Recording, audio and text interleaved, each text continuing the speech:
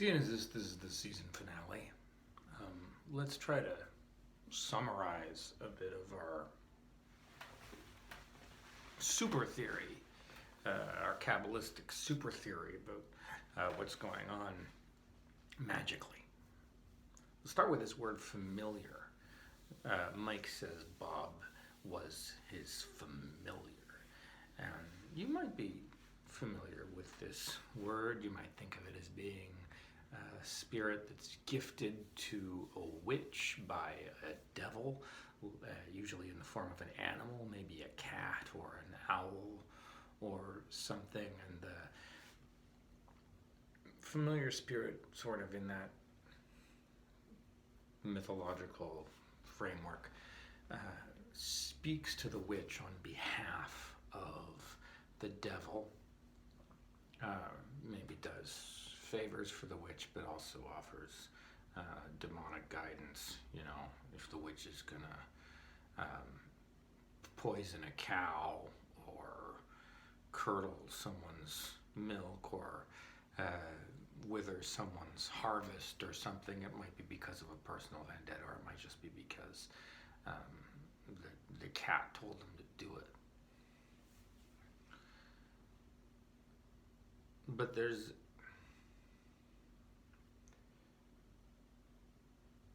something maybe a little bit more sophisticated going on there. Abraham of Worms, Abraham the Jew, who writes the Sacred Magic of Abramelin. This is a guy we think might actually be a real person, a rabbi living in the real city of Worms, a Jewish city in Germany in the medieval period, earlier than Renaissance magic, I think. And he teaches, his book is very important to Thelemites now, because it's the basis, it's the basing upon which we have our teaching about the holy guardian angel. He talks about the amount of prayer and the amount of fasting and the amount of meditation required to attain the knowledge and conversation. And when I say he talks about it, I don't mean he Bible thumps about it in a vague way. He's precisely prescriptive. You know, this many moons of this kind of prayer, this many moons of this kind of prayer, this many moons of this kind of prayer, and then, you know, you give a virgin boy a piece of silver and he goes before the altar of incense and comes back with the name inscribed in dew, which you have to write down really fast so you don't lose it. And then that name you use to actually call the angel. And once you have the angel, you call all these demons and demand their submission by the name of the angel. Like, your guardian angel should control these demons because your guardian angel is your personal, is the intermediary in your personal relationship with God. And then the demons, the demons of the I think it's the eight sort of highest ranking of the demons. You can ask them each to give you a familiar.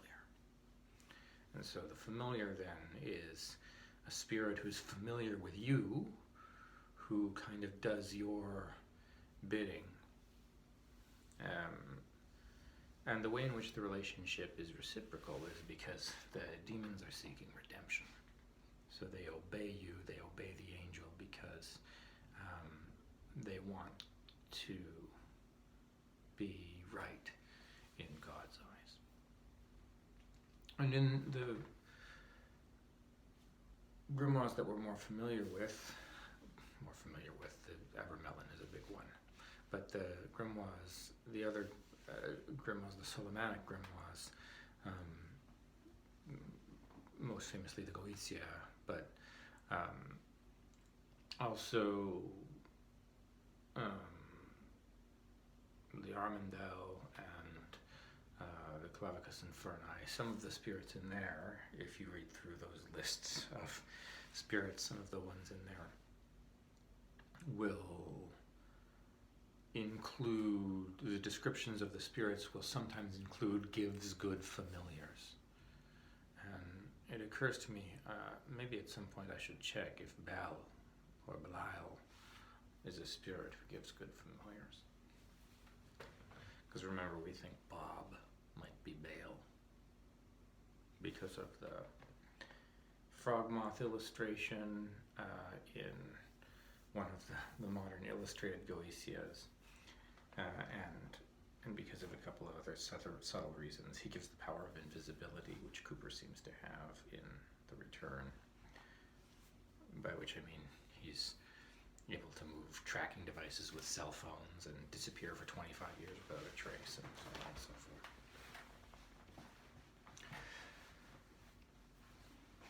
So one possibility, explicitly stated, is that Bob might be Philip Michael Gerard's familiar, which means Philip Michael Gerard must have been doing a significant amount of magic. He must have been a human being at some point, although now he seems to be a lodge spirit. And who knows, maybe that's... does he die at some point? I can't remember if he gets killed or not. Maybe that's how he becomes a lodge spirit. Maybe he's wearing the ring when he dies. We'll find out in season 2, I guess.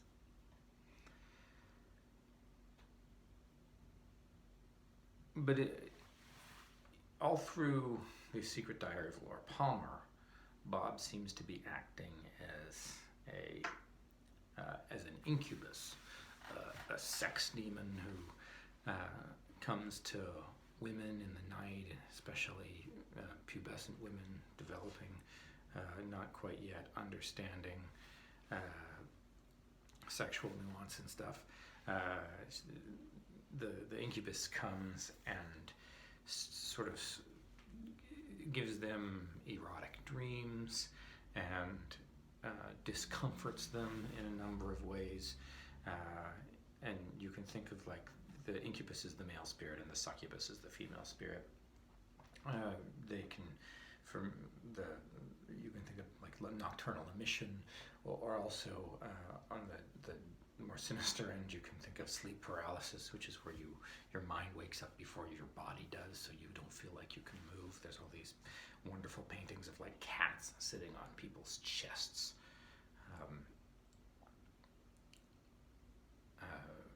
Sort of illustrating the paralysis, and when that happens to you, you can often see shadow figures, faceless, dark people, the remnants of the dream people. You can see them with your waking eyes. It's people report it to be quite disconcerting. So that's what Bob seems like, but he becomes more than that. Not only towards the end of The Secret Diary, but also through it all of Fire Walk With Me. He's a spirit powerful enough to possess Leland Palmer, bringing out the sort of darkness in his nature, and depending on your framework, maybe either inducing him to torture his daughter or just encouraging behaviors that he may have exhibited anyway. And again, I'm ultimately, when we get there, going to make a case that Bob is Belial or related to Belial or something. But if you had a sex demon on your hands, if you had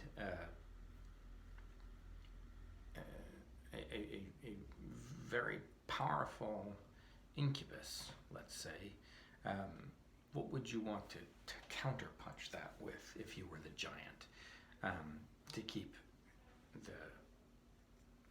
him from running rampant? Well, in episode 8 of The Return, the giant counters with Laura Palmer, who I have filmic reasons and maybe less defensible Kabbalistic reasons for believing that is Lilith.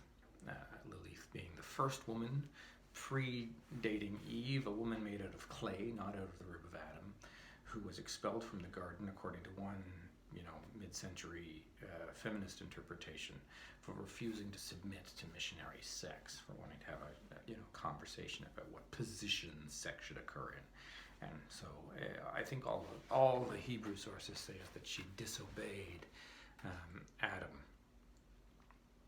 But so you counter this powerful male sex demon with a woman with a woman, first of all, a captivating woman who will a bait who will draw the attention of the demon, but who has also, as part of what makes her compelling, the power to say no to men, and also a wildness, an ownership of her own sexuality and femininity, and an untamable woman. This is the way to fight back against an incubus by sending Lilith, who in the mythology is literally the mother of all succubi, the female counterpart to the incubi. Lilith is the mother of succubi, of the female sex demons who torture pubescent males with sleep paralysis and nocturnal emissions and nightmares. So, erotic nightmares, I should say. So, Laura Palmer and Bob are captivating each other, fixating on each other. Laura obsessing because she doesn't know why she's being tortured or who's torturing her, or who's at fault for this bad, degraded life she seems to be living, and Bob because he's a demon who wants maximum power, maximum existence. That's what demons want, is to exist. And this is going to be important for the struggle between Judy and Bob that goes on in the return. Demons want to exist. They also want to avoid the apocalypse. Demons aren't trying to get the events in the Revelation of John going, because they know that ends with them wiped out of existence altogether. Demons want to exist without triggering the events of the Revelation. But it seems like the events of the Revelation are happening in the return. So Philip Michael Gerard must have, and I suspect it's him, because, who else would it be? It has to be someone in the content of the narrative. It can't just be an NPC. Philip Michael Gerard has probably triggered an apocalypse working and started those seals breaking. Which is why we see the white horse everywhere. And the white horse is called the pale horse in some place in Twin Peaks, which is a direct reference to the book of Revelation. Later, Major Briggs will read from the Revelation of John the Divine.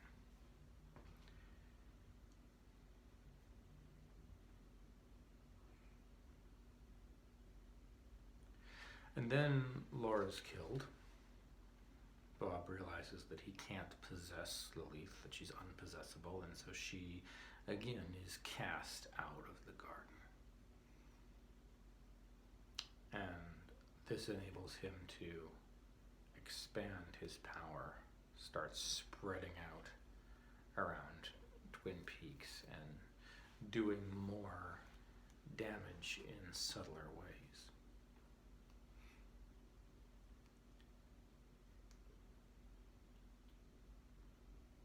And we see this explicitly in season 2 when Josie dies, seeming for no reason, and then Bob takes credit for it, right?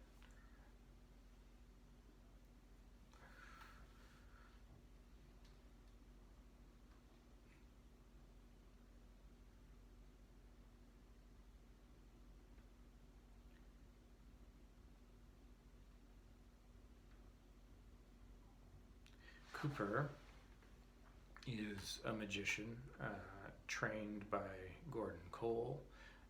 He'll also work with Major Briggs later on.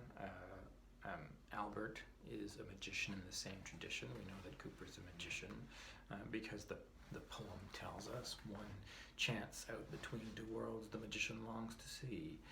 We know that Cooper's a magician because he practices all these bizarre dowsing operations, because he does dream interpretation, because he is able to speak directly with the lodge spirits in the way a magician would, although he doesn't seem to have to practice CM to do that. They come to him, which is a sign not of, at least in the real world, is a sign not of magical prowess, but of insanity. But let's say Cooper is a magician, and we'll call the spirit communication evidence of that. We know he's a magician because he's in room 314, and 3 plus 1 plus 4 is 9, which puts him in Yesod on the Tree of Life. So when you do your AA work, or your Golden Dawn work, or your Aram Solace work, or whatever you're doing, you start with the initiation. You start with maybe a probationary period, and then are initiated into Malkuth, the 10th Sephira, and then Yesod, Chod, Netzach, Tifereth, and you work your way up like this. So here he is in Yesod, which is the first Sephira that you occupy that has a direct path going to Tifereth. So you do Yesod, then you do Chod, then you do Netzach, and then you find yourself, and then you do a sort of maybe a grade to do with the veil, where you encounter the veil of Paraketh, where you encounter a demon. And this demon might be the dweller on the threshold. There's also here, below the supernals, another veil where you encounter the demon Charonzon. And maybe that might be called the dweller as well. But I think the dweller on the threshold might actually be this guy here, in the veil of Paraketh. And so Cooper, and then once you do your second probation, you find yourself back in Yesod, like Cooper is back in Yesod, back in your hotel room, 314, and ready to sail to Fereth, crossing the 25th path of Samech. 25 cents is the price for a cup of coffee at Norma's. And let's save that for the end. So Cooper is spent the whole of season 1 trying to meet his destiny in Tifereth. We say meet the holy guardian angel. This thing with Laura Palmer is certainly the linchpin of Cooper's destiny. And we wonder if, in addition to being, Baal, in addition to being this powerful incubus, in addition to being an envoy sent by Judy to destroy the world, or to wreak whatever havoc he can for 25 years or however long.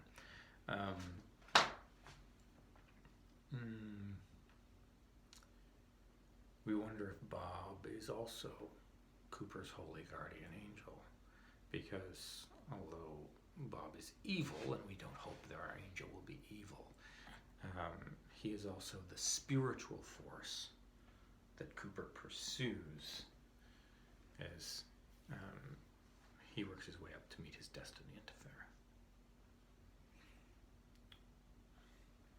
Now you see that the color of Tifereth in the Queen's scale is gold. Laura Palmer appears a few times in a gold ball. But around here, there's king scale colors and prince scale colors that are like rose pink and dark salmon. And we've been, and so there are in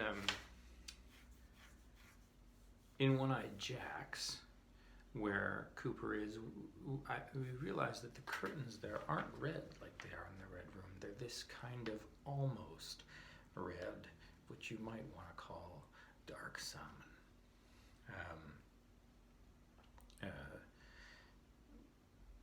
Also, you see a lot of pink in this episode. Nadine is wearing pink, and the pills she takes when she goes to kill herself, or attempt suicide anyway, are pink and yellow. She mixes the pinks and the yellows to commit suicide. I think the Maddie Ferguson, Laurie Palmer imposter is wearing a gray something with a long skirt that may be accented with pink. These colors. And then Doc Hayward is wearing a cardigan or something that might be that dark salmon. So some figures are the Yetzirah of Tefereth, and some figures are the Asiya of Tefereth. And so much more Tefereth on more levels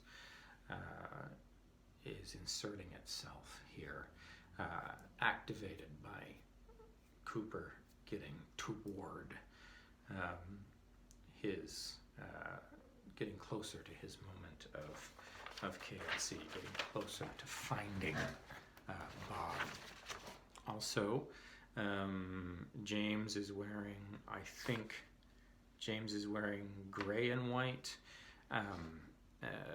Donna's wearing a sweater that has black, white, and pink.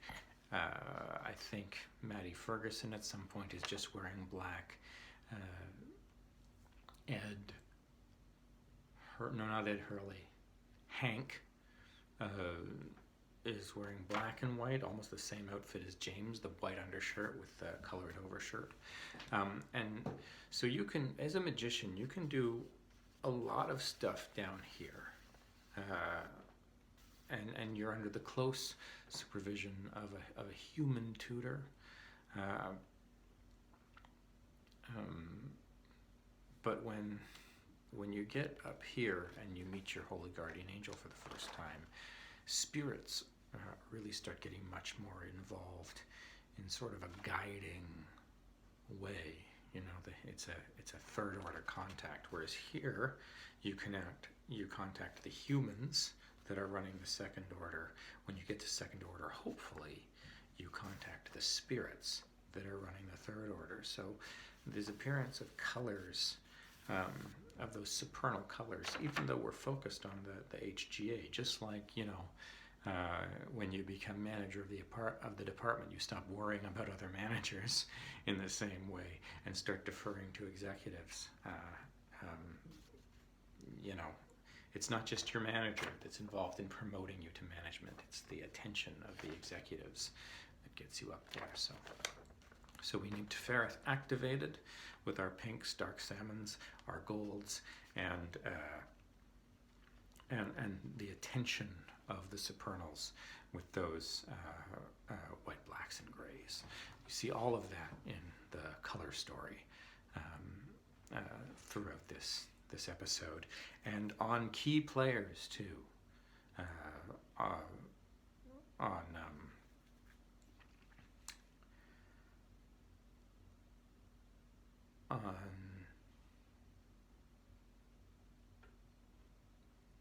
You know, like I said, on the Maddie Ferguson story, where they're discovering the tape and ruling out Jacoby as a possible perpetrator, and in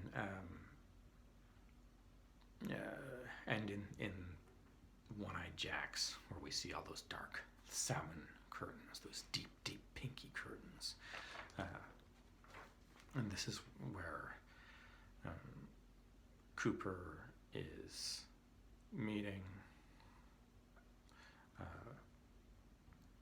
Jacques Renaud. The bolo tie, Jacques Renaud has changed his bolo tie. He's no longer got the 3 and 3 facing forward. He's now got, I think it's 1 and 6, or is it 1 and 5? It's definitely 1, but either way, the 1 and 5 add together to make 6 to indicate Tefereth. But if it's 1 and 6, then it's Cooper and Tefereth, and 1 and 6 makes 7, which is the whole complement, all the classical planets, the Mercury, the Moon, Venus, Mars, the Sun, Jupiter, and Saturn, all in attendance for that meeting.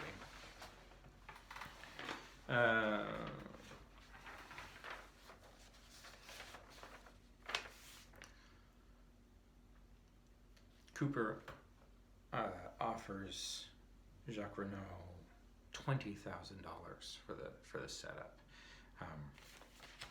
When Hebrew letters are small, they are single or double or triple digit. A small aleph, for example, is the number 1, but sometimes you see it in bold type and just like, a 1/8 taller than the other letters on the page, and when it's like that, you count it by the thousands. So 20,000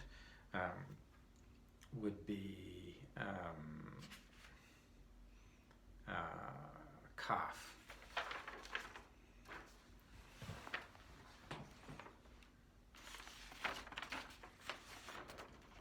The Wheel of Fortune. If you can see that in the tarot, it's the Wheel of Fortune. Kaf is the Hebrew number 20, and when it's big, it's 20,000. So, and you see the color, at least in the Queen scale, is purple. Cooper is coming up to a profound change of fortune. And then the establishing shot for the site of the holdup, the place where the police finally get Renaud. The building is lit with this golden light, and then down the street there's a beautiful kind of soft purple. And again, the purple is the path of the Wheel of Fortune. And if you look at the tarot card, at least in the Thoth deck, you see that the wheel itself is gold. It's also, the purple is the Queen scale color of Yesod, and the gold is the Queen scale color of Tefereth. So it's the Sultan of Tefereth from Yesod. I keep saying assault. I don't know why I'm describing it that way. The approach is probably better.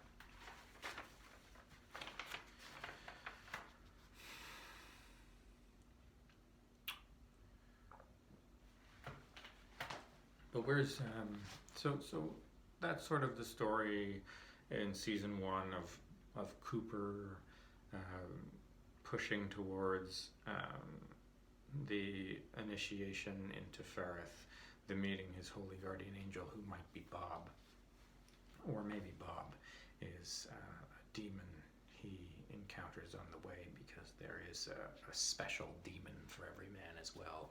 Or maybe Bob is Belial, or at least one of Belial's servitors. I should check to see if Belial gives good familiars according to whatever version of the lesser key I happen to have on hand.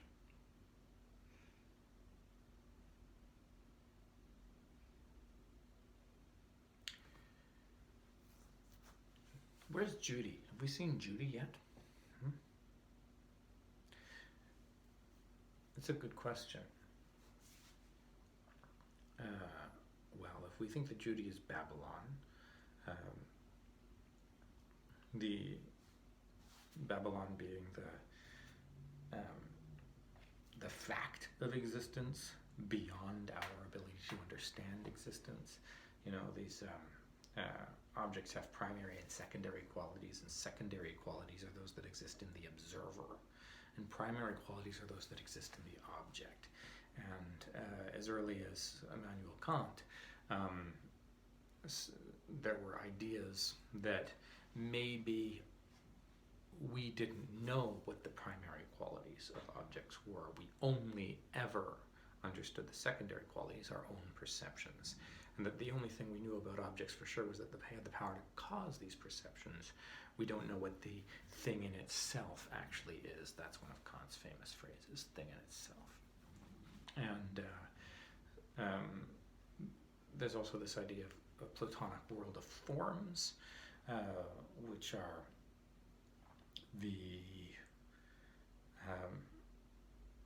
shapes that exist in the spiritual world that we remember from our pre-existence, and we judge things in the material world by reference to those pre-birth memories. So however you want to conceptualize it, there's this different level of existence beyond the one we are capable of perceiving that we don't know anything about. And Babylon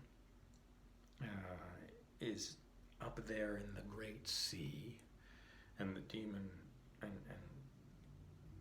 perceptions come down mediated by the demon Choronzon and become our world. And so one of the things you might be trying to do as a magician after the knowledge and conversation of the Holy Guardian Angel is to work your way up and cross the abyss and see the world beyond Yetzirah, beyond perceptions, the bria of everything. And the goddess of this kind of not the goddess of this kind of perception, but the goddess who rules in that place is Babylon. And one of her titles, for example, in the Revelation John the Divine and other places, is the mother of harlots. So she's a mother figure. She's the divine feminine, and she's the mother of harlots. So horrors are very important in Twin Peaks. Laura Palmer was an entrepreneur who was interested in sex work, and look at the color of Bena, who runs the brothel. Blackie runs the brothel. And we know that a lot of the symbols in Twin Peaks are feminine symbols. Cherry pies are vaginas. The milk that Pete and one or two others, and Cooper drinks. Cooper drinks warm milk just before he's shot. That's a sort of maternal gift as well. The donuts are vaginas, importantly splattered with blood when Waldo dies, so perhaps to do with menstruation, perhaps to do with the sacrifice of blood. When we cross the abyss, we want to dissolve all of the blood in our body into the cup of Babylon. The blood is the cup of Babylon holds the wine of Babylon is both the wine of her whoredom and the wine of the blood of the saints. So the donuts are vaginal symbols as well.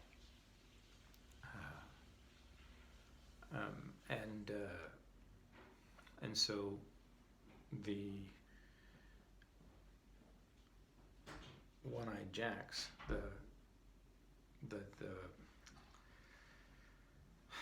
the sort of Twin Peaks, the sort of American side of the river, one-eyed jacks is Norma's, and where she gives out black coffee, like Blackie, and where she sells pie. She sells this, she sells this vaginal symbol, and importantly, it's cherry pie. It's a virginal vaginal symbol. One of the important things about the whoredom of Babylon is that it retains its sanctity.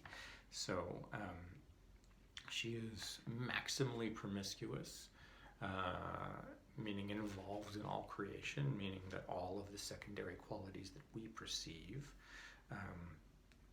come from her primary qualities. So our intercourse with the world is always intercourse with her, but she is never known, either in the literal or biblical sense, because primary qualities can't be perceived. So as you work up your way towards sainthood, to transcending, this is the literal meaning of the word transcend, even Kant uses it, transcendental ideology, as you transcend your perceptions of the material world and get more and more access to the spiritual plane, you rise towards intercourse with Babylon, with the holy whore, but she remains virginal, because your knowledge of her, your carnal knowing of her, that obliterates your consciousness. You don't bring yourself with you to that interaction. You become a little pile of sand in the city of the pyramids, like Laura did with the necklace. So the cherry pie, which is sold to everyone but remains virginal, has its cherry intact. Forgive me, that's not my euphemism. I know it's disgusting. That's, we all know that it's cherry pie. That's in the text. TV show. And so Norma's Double R is a brothel. The Double R Mart is a brothel, and coffee is 25 cents, which again, that path of Samak leading from Yesod to Ferret, the black coffee, it's 25 cents. The way in which it's the power of supernals that goes down and brings you up there. There's been little bits of green all through the first season. Of course, Netzach is green. That's the Sephirah associated with the planet Venus. And Venus is love and happiness and eroticism and family concerns, but important and overlooked, not by esotericists. I think esotericists know this fairly well, but important for and overlooked by just the gen pop, is the fact that Venus is also the planet you appeal to for entrepreneurship, which is why Norma and all the Dolar uniforms are this kind of seafoam green. Also, more evidence of the whoredom thing and the virginal whoredom thing. Both of the prominent female members of staff, both the owner and Shelley, are promiscuously messing around on their husbands, but they're only messing around on their husbands with one other man whom they honestly love, even though in Shelley's case he turns out to be a bit of a cad, and we don't blame them for this behavior because the men they're married to are so bad. So they're exhibiting behaviors that a TV audience might write off as whorish, or an offended husband might call whorish, but they get away morally unscathed. The TV audience has maximum sympathy for them. So the virgin and the whore, the morally pure person who's transgressing society's expectation of monogamy. Yeah, so all the way through, we've been dealing with our relationship between the gold, the blue, and the red. I think at some point I mistakenly said that you go through the gold to get to red from blue or something like that. It was just madness. Oh no, I said green. Yeah, the traffic light, the green, the gold, the red. You do that. And then Bobby and Jacoby bouncing back and forth between the pillars of mercy and the pillars of severity, between Chokmah, the sphere of mercy, and Chesed, the sphere of mercy, and Gevurah, the sphere of severity. Thinking of this purple as being, the midway point between them. Now we've bumped up towards the supernals. While Bobby is still wearing red, and while the red room is still red, the stories of the blacks, whites, and grays, and pinks and salmons is much more important. I've been Leonard Scott Collins. This was the Qabalah of Twin Peaks. Both your season finale, season 1 season finale, episode 1.7, elucidation by the numbers, but also a sort of story recap of what we are up to this point, including Fire Walk with Me and The Secret Diary, which I will develop more in their own place. Thanks for watching.